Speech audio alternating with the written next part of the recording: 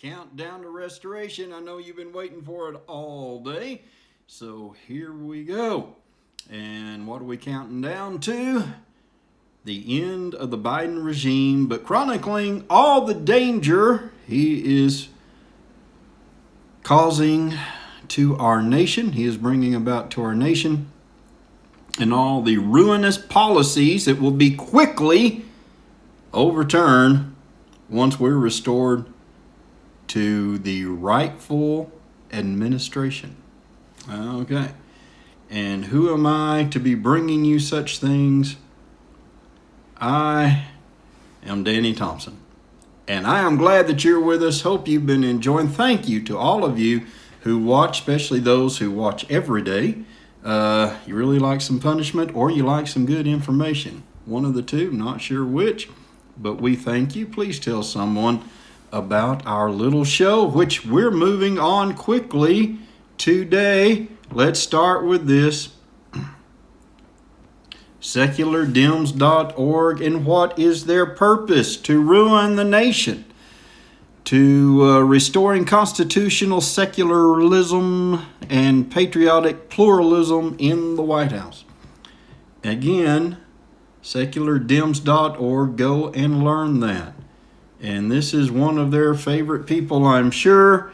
The Biden regime, not administration, regime, the Biden regime poster child, Dr. Rachel Levin, who will have some things on transgenderism tomorrow with our new Secretary of Education. Just didn't have time today.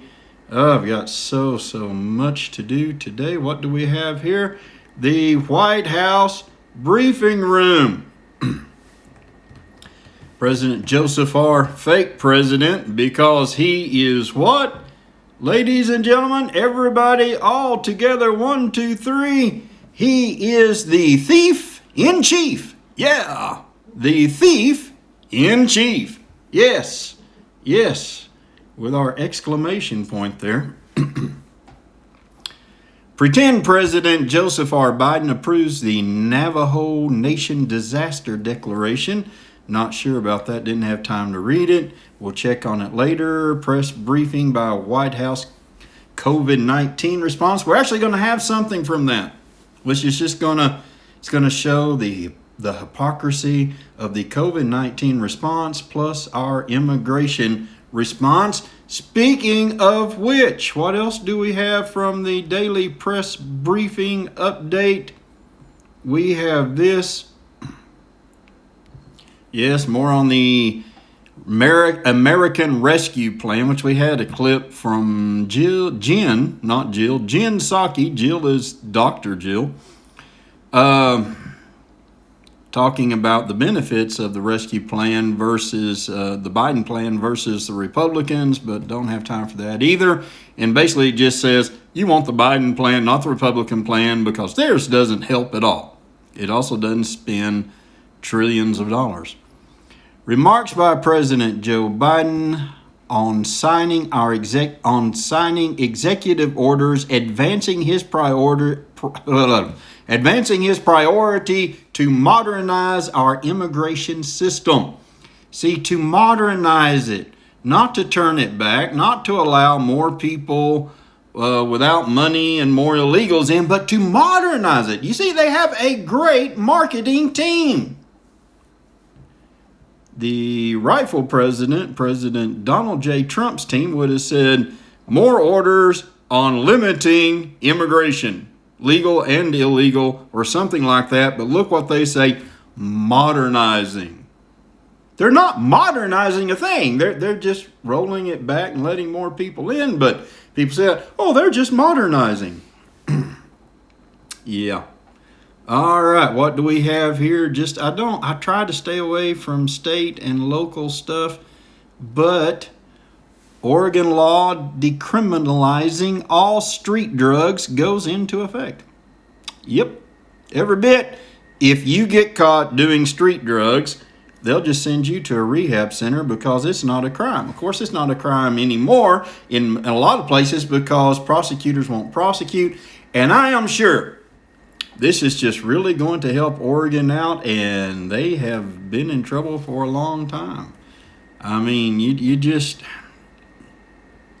we'll see. That's the testing ground. If people don't complain, they'll start moving it around. But here we go. This is brilliance in action from the help of a reporter. This is from Monday. Pay attention. Overall, COVID relief package, in terms of understanding what the White House means by bipartisan, would you consider a bill bipartisan if it doesn't have any Republican support in Congress, but it has support among Republican voters? Well, I think you touched on an interesting point, which is that 74% of the public, according to recent polls, supports this package and the key components of this package.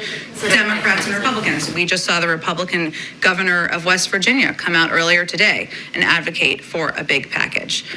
So, when the president talks about unifying the country and bringing the country together, he's not suggesting that he is going to make one party out of the Democratic and Republican parties in Congress.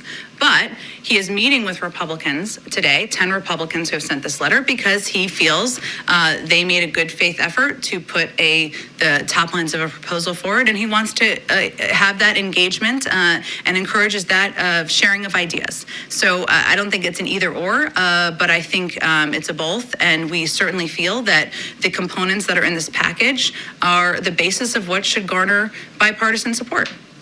Based on the polling you cited, if there's not enough Republican support in Congress, would that be considered bipartisan based on the measures he's setting for himself? I will let you be the judge of that.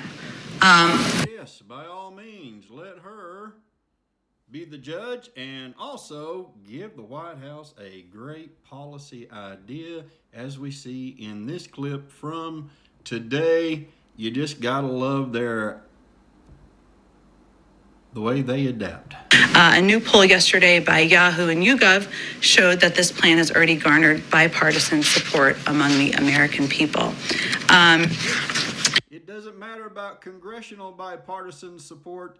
Now we're just calling it bipartisan support because of yesterday's exchange. What a quick move. And I'm just telling you, I know that was set up yesterday, and then today they follow through on it. See, everything can be bipartisan now because everybody knows a Yahoo poll, they are so accurate. Yes. But anyway, this is the way we go and do things here in this White House. What else do we have today? Oh, we've got so much. This from former Hercules, Kevin Sorbo: more deaths in January than any other month. It is all solely Joe Biden's fault because he is the pretend president. Am I doing this right? And what's he talking about? The way everything was President Donald J. Trump's fault. Now this, I'm going to end up getting in trouble because I can't resist something here. Climate czar John Kerry took private jet to Iceland for environmental award, called it only choice for someone like me. He must ride in a private jet because it's his only choice for someone like him. Yes, he's too important. He can't even trust first class. Save the environment. No, he's too important. Well, we've got someone who had something to say about that. Let us see. And the only reason I'm going to do what I'm going to do is because what Kerry says is just too over the top. This from David Burge. He can't fly commercial because the TSA facial recognition software always IDs him as a contraband Easter Island head. Now, I'm not through. Look at this. That does look very similar to John Kerry. All right. I mean, look at that. Now look at the Easter Island head. We'll move him over here and him over here. That is pretty close. So now we know why someone like him can only fly on private jets. Yes, call and complain, ladies and gentlemen. I couldn't resist. It's David Burge's fault. I fought with myself for minutes over this, but I had to get to press.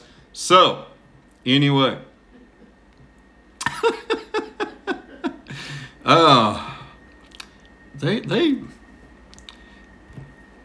We'll leave that. Anyway, someone like him. All right, how about someone like pretend President Biden in his remarks about modernizing our immigration system? We're going to work to undo the moral and national shame of the previous administration that literally, not figuratively, ripped children from the arms of their families.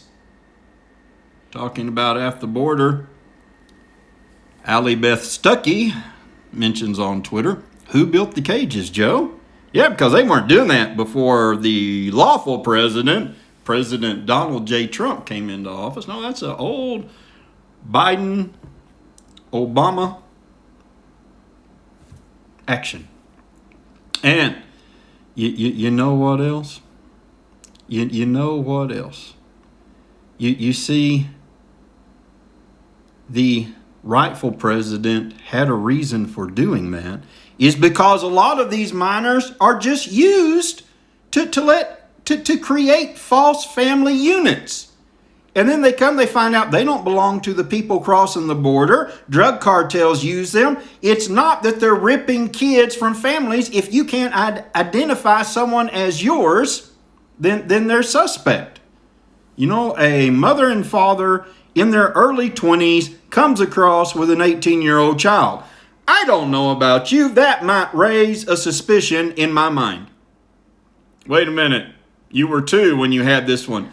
Yes, I'm too early. Oh, who knows? I know, I'm going to get in trouble today. I've got to stop. I've got to get serious here. All right, what else do we have? DOJ targets Elon Musk's SpaceX for allegedly preferring to hire U.S. citizens. I'm not making this up. They're really looking in to his, he owns Tesla and SpaceX and everything. They're looking into his hiring practices because he may have refused to hire qualified immigrants. Now, he has reasons for that because his work is classified under weapon systems because it has to do with space. He can't hire anybody unless they're U.S. citizens, but this department doesn't know that. And if you don't hire qualified immigrants, you can get in trouble. But you can't get in trouble if you hire immigrants over U.S. citizens. Where does this make sense? Where? With who? I can see it, a policy in Mexico. Hey, we would like you to hire our people over U.S. citizens as long as you're in Mexico. Okay, well, we can understand that. We're in Mexico. We'll hire Mexicans over U.S. citizens. But we're in the U.S. Where do we get preferential treatment? There's got to be some country, oh no, give preferential treatment to U.S. citizens. But not here. Not under the thief in chief. And we have more. I told you yesterday that Jen had an interesting question on immigration and how she handled it. It's going to be really big news across Latin America, especially in those countries where people have come from. What is the Biden administration's message to people who may see this in the news in the next few days and think, oh, they're changing the policy. Now might be a good time to go north? Well, the message continues to be what it has been, and I appreciate you asking the questions because it is confusing as we take a lot of these steps forward. One is that this is not the time. We want to put in place an immigration process here that is humane, that is moral, that considers applications for refugees, applications for people to come into this country at the border in a way that treats people as human beings. That's going to take some time. It's not going to happen overnight. Obviously, we have a bill that we are hoping will be able to move through Congress. But we also feel, I don't think any parent can look at what's happened to those kids over the last couple of years and not feel that we should do everything in our power to get those kids back with their parents. So we are trying to repair the damage and the horrific actions of the prior administration by trying to do everything we can to reunite these kids with their families. But it remains a dangerous trip. It remains a time. This is not the time to come to the United States. We need the time to put in place an immigration process so people can be treated humanely. One of the other things that immigration... All right. Quick translation. Good Lord, no. Don't come now. It's not safe. No, we're not ready. No, don't come. Don't come. Stay away. Stay away. Tell the people down south we love them, we want them, but not now. Next question. Yeah. You weren't expecting that answer, were you? You just got to love them. And she wasn't expecting that question. Come now? No. Who would come now? Why would you come now? We're not ready. We're not ready. Okay, they are looking at changing laws to, protect people from people like us, but civil rights groups and communities of color, equity, all my equality is leaving me. I'm not half as equal as I used to be. Oh, I believe in equity. Yeah. Something went wrong, I don't know, I just can't say. I lost equality, now I'm stuck with equity. Anyway, I'll stop.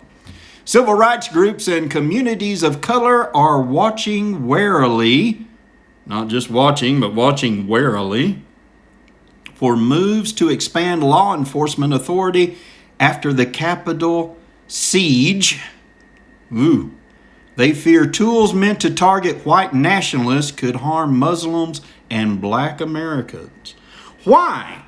Is our law enforcement so colorblind they can't tell the difference between white nationalists and blacks? I think, racial profiling's just got to come back. We've got to be able to target whites so blacks don't get caught up in sweeps of white nationalists. Really, we whites can't even get our own laws passed to protect people from us. Everybody jumps in on it. We're just so undervalued in this society. Really. Really. It just never ends, does it? Welcome inside my friends to the show that, welcome back my friends to the show that never ends. Come inside. It just doesn't stop. Okay, here we have a COVID and immigration question. I don't know why I threw in that about the laws in between all my immigration stuff, but I did. Just a little commercial break. Here we go. I'm taking my question. I have two questions, if I may. The first one is, with the new Brazilian COVID variant and many countries in the Latin America region not having severe travel restrictions in place, do you consider that the U.S. should take further action in this region, including travel restrictions, and have any travel requirements been defined for individuals from Mexico into the United States at land ports of entry in the southern border? So yes, the president has put in strict travel restrictions. If you're traveling from an international country, it requires a test, a negative test 3 days in advance, and then quarantining once you land in the U.S. The travel restrictions on certain countries, including Brazil, are even stricter in terms of who's allowed to travel to the U.S. So travel restrictions internationally have been tightened quite a bit during this period of the pandemic. Yes, they have. If you're flying or shipping in, but if you're just crossing the southern border, you don't need a test 3 days in advance. You can just come on in and there's no quarantine. We're just going to let you go and see how we can facilitate your trip. So don't fly from international countries. Anyway, you know, we laugh at people when they make mistakes like that because it's, international countries. Okay. But that's tough when you're talking a long time. Trust me, I know. No. You fly in, you better have a negative test. And even with that, we're going to quarantine you for 7 days, and you will have to get a test 3 days in to see if you're still negative. But you just walk across the border or come from Honduras or Guatemala and come on. You didn't have to take a test. See, it's all hypocrisy. It's all just whatever works at the time, whatever makes you feel good, because even though Jen said, no, don't come, they're coming, folks, and the Border Patrol's been pulled back, and the COVID doesn't matter. You know what? I think COVID is such a wonderful and, it's a heartfelt disease. It has a heart. It will not touch migrants. It just won't. They're safe, and we should know that. If you get a vaccination, you're still not safe, but if you're a migrant worker, you can obviously not spread the disease. And I'm sure there's a Border Patrol person in charge of handing out masks at the border. So, only not at airports. No. If you fly, it sees you're a person of privilege and it will attack. Even if you've had a vaccination, even if you've had a negative test, doesn't matter. If you get on an airplane, you can get sick. Unless you're like John Kerry, and I'm not going back to that. Never mind. I'm staying away from that. All right, what else do we have here? If President Trump was mean, what do you call Joe Biden forcing Americans to fund abortions? This may set up an abortion segment. Let's see. Where are we? Yes, here's another one of Joe Biden talking about how he is going to stop the national shame of the previous administration that literally, not figuratively, ripped children from the arms of their families. This says the guy whose policy it is to expand the ripping of unborn children from the wombs of their mothers. Who wrote that? Darrell B. Harrison. Good point. Let's see what else we've got here. Watch this. This is just an amazing exchange. So watch this. It's going to be really big news across Latin America, especially in those countries where people have come from. An amazing exchange too. This is amazing exchange number 2. All right. I mean, you got to hand it to them. Now, I'm going to warn you that Miss Jen, I found out last night, was warned about her little temper tantrums because it gives away too much during the press conference of what they're really doing. As I said yesterday, she would be a great person to play poker against. So watch her. She's taken, and overall in this press conference, she did much better. I mean, these people are under constant scrutiny from people who are watching from higher above than even the pretend president, and it's getting to them. There's already 2 weeks in, there's people saying this is too much. And that's a little inside information ahead of our show. Go ahead and back. Yeah. Good afternoon. Owen Jensen with EWTN Global Catholic Network. President Biden has stated he wants to unite the country. In the first 2 weeks he's been in office, however, and much to the great disappointment of pro-life Americans, he has revoked the Mexico City policy. He has ordered a review of Title X and issued a statement strongly supporting Roe v. Wade. Is the president going to make any effort to reach out to pro-life Americans in his administration? Well, those have long been the president's positions, and he certainly was just restating them and delivering on promises he made on the campaign trail. But the president will reach out to all Americans, and that is how he's going to govern, what he talked about in his inaugural address, and he has every intention of delivering on that promise. If I may follow up on that, you described him as a devout Catholic. Will he use his faith to guide him in any policy decision making? He does attend church nearly every weekend. That's something that's important to him personally and to his family. And he's talked about the impact of his faith on healing and everything he's been through as a human being. So certainly it's a guide to him as a human being.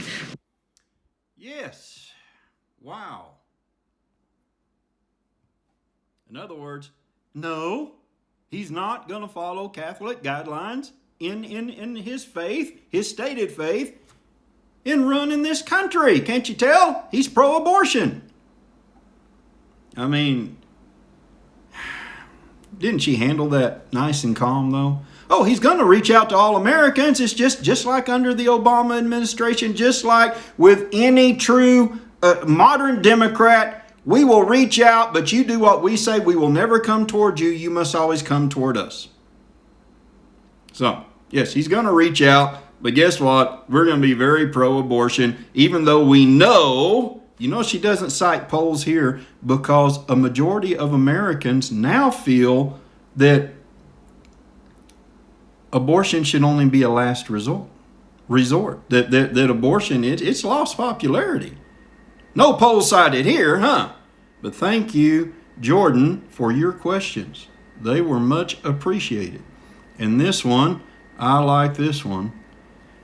A judge in Argentina blocked the new law legalizing abortions. Says unborn babies have a right to life. And there's people out in the streets demonstrating. And they were wanting this so bad, but he didn't care if there was going to be riots. No, he's going to follow the law and the moral law. But no, in our country, our justices worry about riots. Worry about riots? We had them all summer. Where were you? We had them a couple of years ago all the time. We had them when President Trump was inaugurated. Worry about riots? Cowards. Yes, I said it. All right, we have this. The Palestinian plan to dupe the Biden administration. What does this mean? It means that, let's bring up the next slide.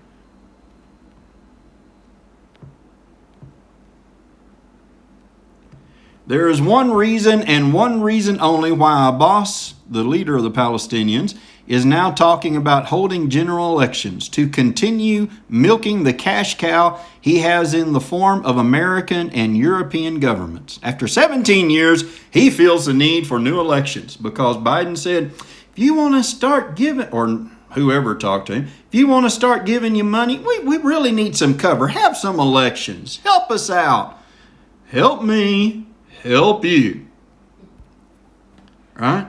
Well, we've got more on that. And this is upsetting on so many levels. All right. White House contacts Palestinians. Biden has not called Netanyahu. Yeah.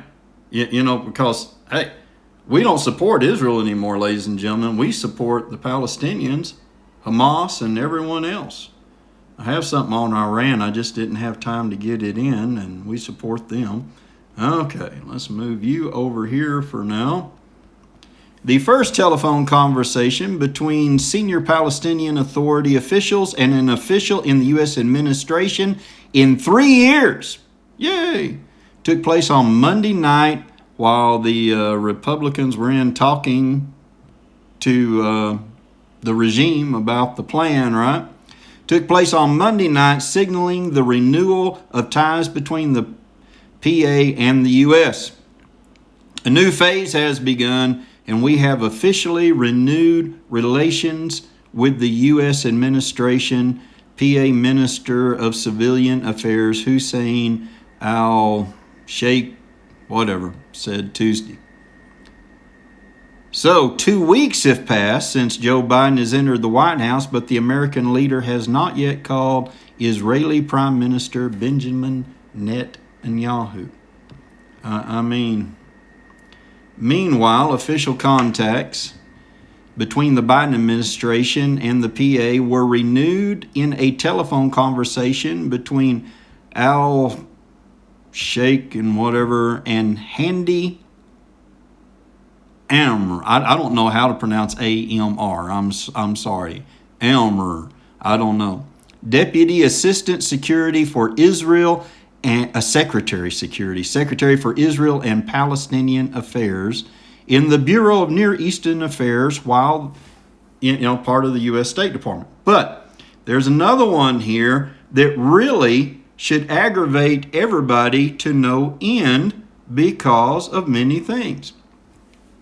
The two talked about the latest developments in the region. All right, make sure I've got it. Yeah. All right, let's see. Let's jump down. And they agreed to talk some more. This was preceded by a conversation between Amr and PA Prime Minister Mohammed Shetnawi and PA Intelligence Chief Mahid Faraj, according to Palestinian sources. Oh, all these names, I should have worked on them more, but Sri said that the issues discussed with them included the reopening of the PLO offices in Washington and the U.S. consulate in eastern Jerusalem and the renewal of aid to the UN RWA. These conversations are the first after 3 years of a split in Palestinian-American relations, which began with the relocation of the U.S. Embassy to Jerusalem. Oh man, do I not have the fourth slide? I didn't get it, did I? Oh, I've got to get a better producer and director. Anyway, I don't think I have the fourth slide, it says that while, oh, wait a minute, is this it? Oh, yes. AMR, a veteran Lebanese diplomat married to a Palestinian, a former Brookings Institute researcher, etc., has been involved in transmitting messages in recent months between Biden's staff and the PA. So we went through the Russian thing because President Trump's campaign was talking to foreign officials, but it's admitted here, and that's okay because it was always okay. Campaigns always talk to foreign officials. You know, they had contacts. You have people who have contacts. They try to find out information so they can look knowledgeable to the American people. They start working on things. But here, it's been going on for months. And it's okay. There's no investigation. See, it's just all over. It's just horrible stuff. And nobody cares because, oh, Trump's gone. It's okay. Let's see, this is Facebook news. Facebook debates whether to add a tax on Zionism to hate speech. They're looking at even removing the word Zionism. You know, it's just nothing ever stops. Well, we've got this is religion and politics. Genesis 12:3. God himself says, I will bless those who bless you, and I will curse him who curses you, and in you all the families of the earth shall be blessed, giving that to Abraham. And this promise goes through Isaac, not Ishmael. That's not racism, that's just biblical fact. Look it up, read it. And yet we keep cursing Israel. And then you wonder why things go bad, right? President Donald J. Trump blessed Israel. Took a lot of heat from it from a lot of people, but he did. And we had pretty good 4 years, except for that last year, which could have been avoided, but we won't get into that today. What else do we have? House Homeland Security Republicans call for clarity from White House on strategy to counter China threat. And I will get a press conference where Jen Psaki always says, we're going to approach China from strength.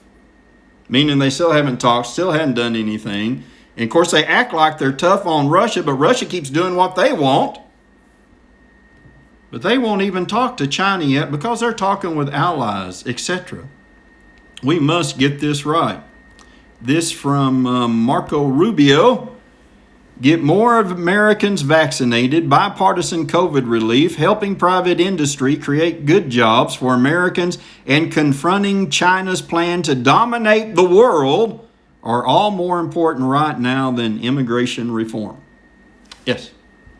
But will that matter? No. Before we talk to China, we must do immigration reform because that's what's really important while China is threatening the whole world. Yeah, it's like the secret agent or the hero of the movie saving the girl when the whole world is in peril. I can save the girl or the world. Stupid. If you save the world, you also save the girl. Because if you save her and the world ends, everybody's dead. But that's what we do. We have to save the girl. Of course, I'd like to see one movie where they try to save the girl and the world explodes. Because they always save the girl and then they can save the world. It doesn't work like that in real life. China's not going to say, we're going to give the U.S. and the world a break because they worked on immigration. Okay, but you know what? They don't care about China relations. They're going to do what China wanted. And new minority leader, I don't know, just Leader McConnell, I voted for several of President Biden's mainstream cabinet nominees. Well, that was your mistake. But his choice to run Homeland Security was blasted by the Obama administration's own inspector general for running an immigration law favor factory for powerful Democrats.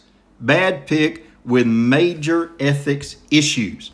That cannot be. There were no scandals in the Obama administration, and Joe Biden has already said they're going to have a scandal-free administration, even though they were asked about his family's ethics when it comes to capitalizing on Mr. Biden's political offices.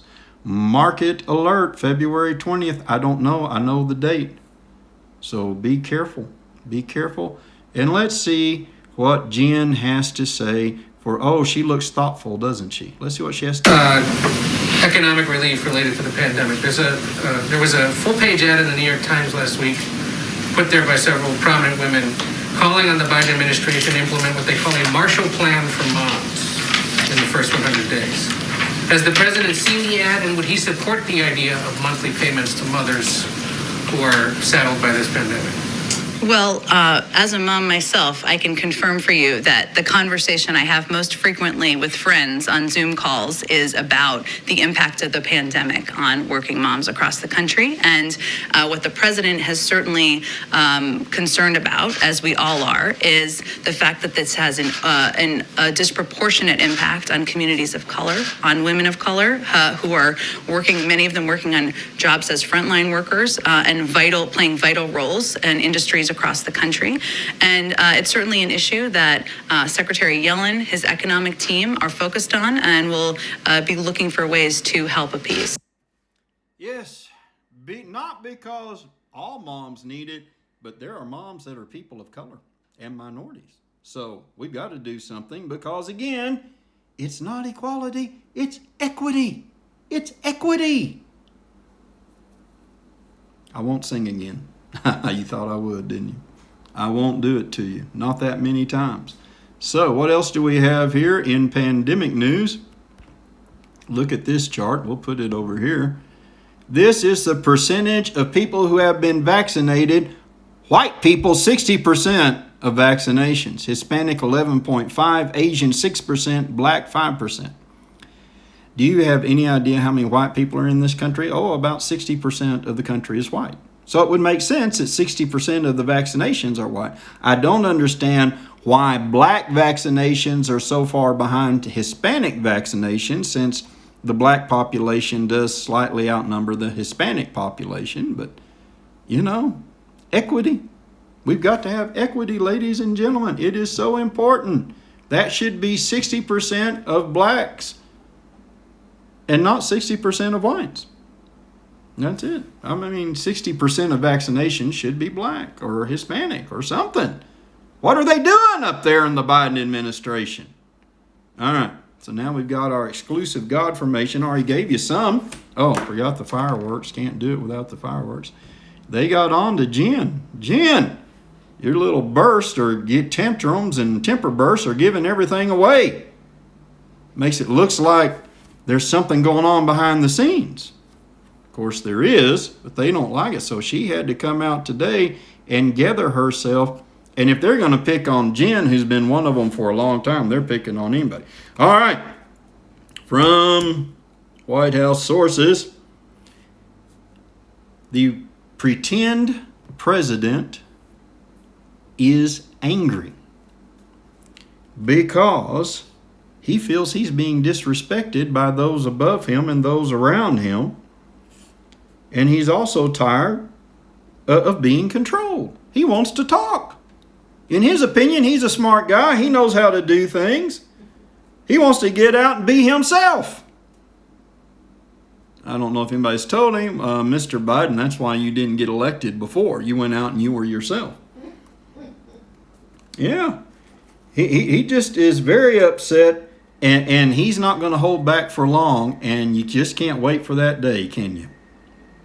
I mean, you just can't wait, because I promise you now, he will let some things out. So whenever he starts talking, listen carefully, things will be coming out of his mouth. I already told you about Jen. And I'm telling you, 2 weeks in, there's so many people feeling pressure from those above them, that we don't know about. We didn't elect them. Oh yeah, we didn't elect Biden. So what does it matter? Oh, yes. And be watching. Every time somebody mentions China, it sends these people closer to going over the edge. Be watching. China's in their head. China's in their head because they're controlled by China too. And Hunter Biden is starting to resurface. It's causing a lot of problems. And some news of him may soon leak out. He's on a new adventure. Oh. Yes, a quadruple or quintuple O. There's a woman. Long, cool woman in a black dress. I don't know. A woman from Joe's past. How far back? I don't know. But she's not really happy, and she doesn't just want money. She wants some power. She wants a place at the regime's table.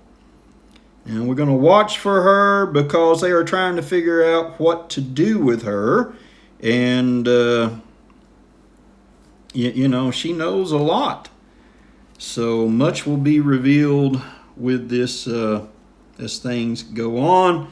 And of course, fear keeps rising. And, you know, it's just coming as you know, it's hush-hush right now. But I told you, there were some leaks. You got to be careful. So, a lot of things happening. You know, and God bless America. Thank you for watching. That's our show today. I try real hard to keep it around 30 minutes, and then I settle for 41 to 42 to an hour. Anyway, God bless you. God bless America. Pray for the country. Pray for revelation. Pray for the true president, President Donald J. Trump, the legal president, I should say, and his family. Pray for one another. God bless America, and we will see you tomorrow as we start to get everything together.